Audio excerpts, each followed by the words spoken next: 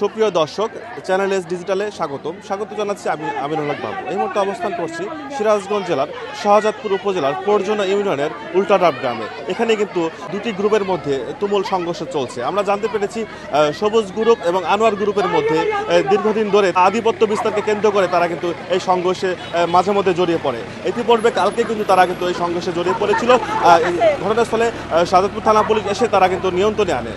আজকে প্রায় সকাল থেকেই কিন্তু তারা আবার সংঘর্ষে জড়িয়ে পড়েছে। আসলে কি জন্য তারা জড়িয়ে পড়েছে আমরা কথা বলবো, আসলে জানার চেষ্টা করব আসলে কি জন্য আপনারা বাজার যাইতে পারে না। আমার লাতি আমার গোষ্ঠীর মানুষ বাজার যাইতে পারে না। এই গোষ্ঠী যারা বার গোষ্ঠীতে যোগ দিছে, এই হরদার গোষ্ঠী ওই গোষ্ঠীতে যোগ দিছে।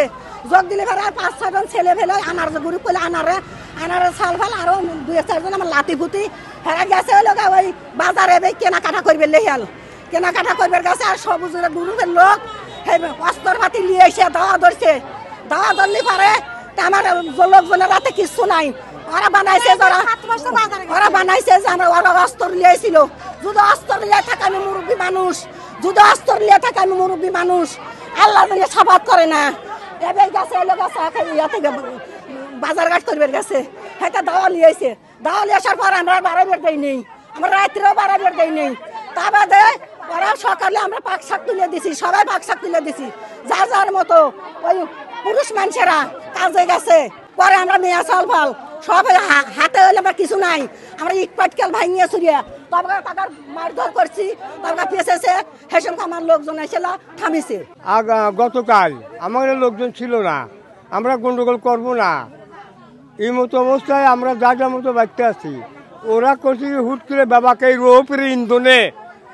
রোপের ইন্ধনে ও আগিয়ে দিয়ে রোপ ওই পারে থেকে আগিয়ে দিয়ে লাল রোপ এবং হালিম সবুজ এই এরিয়ার যুক্তিসঙ্গতভাবে ওদেরকে আগিয়ে দিয়ে আমাকে এই আবু সামার বাড়ি অ্যাটাক করা নিয়েছিল। তখন আমরা আমাদের সালপাল এখানে যারা আসলে ছোটো ছোটো সালপাল 10 বছর 15 বছর 20 বছর এইসব সালপাল এসে সেটা তখন ওদেরকে ব্যারিকেড দিচ্ছে, ঢেলে আরম্ভ করছে। তখন এনে দেনে বড় মানুষ 2-4 জন আইছে, এটা করছে ছাদের উপরে উঠছে এবং ওই বিল্ডিংয়ের উপরে উঠছে ওদেরকে প্রতিহত করার জন্য। তখন আর এইদিকে ওরা যেতে পারে নাই।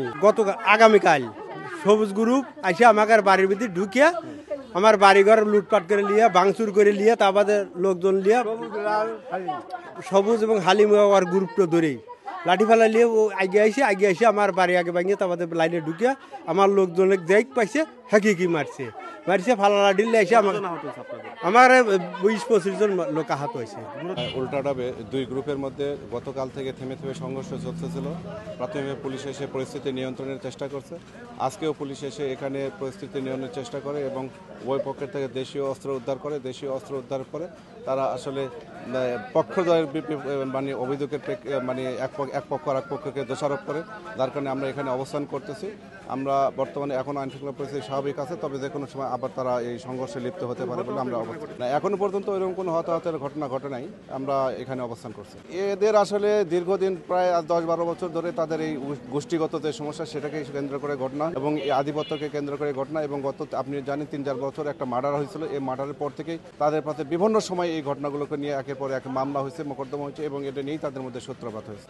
এই ঘটনাকে কেন্দ্র করে উল্টাডাব গ্রাম জুড়ে চরম আতঙ্ক বিরাজ করছে। শাহজাদপুর থানা পুলিশ এসে পরিস্থিতি স্বাভাবিক করেছে।